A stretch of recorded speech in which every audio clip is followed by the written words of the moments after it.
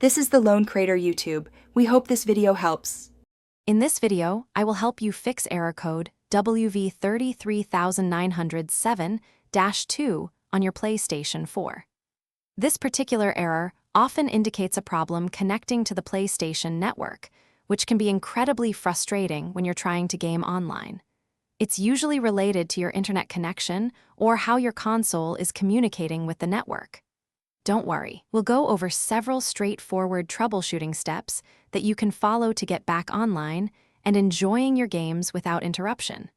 Let's dive in and get this sorted out for you.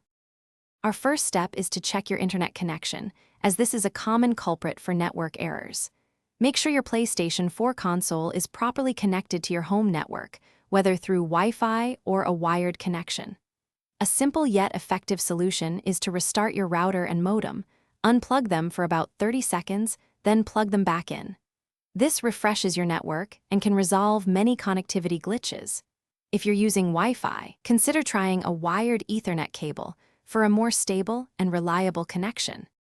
Next, let's look at adjusting your DNS settings, which can often bypass issues with your internet service provider's default servers.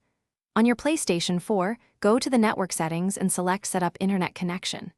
Choose Custom Setup, and when prompted for DNS settings, select Manual. You can then enter public DNS servers like Google's, which are 8.8.8.8 and 8.8.4.4, or Cloudflare's, which are 1.1.1.1 and 1.0.0.1. This often resolves connection problems. After trying these steps, it's crucial to test your internet connection after each change to see if the error has been resolved. If the issue persists, it's a good idea to check the official PlayStation Network Service status page online. Sometimes, the problem might be on their end. If all else fails and you've diligently followed every step, don't hesitate to contact PlayStation support. They have dedicated teams ready to assist you with more specific troubleshooting. We hope these tips help you get back to gaming smoothly. Thanks for watching. Consider subscribing if we helped you.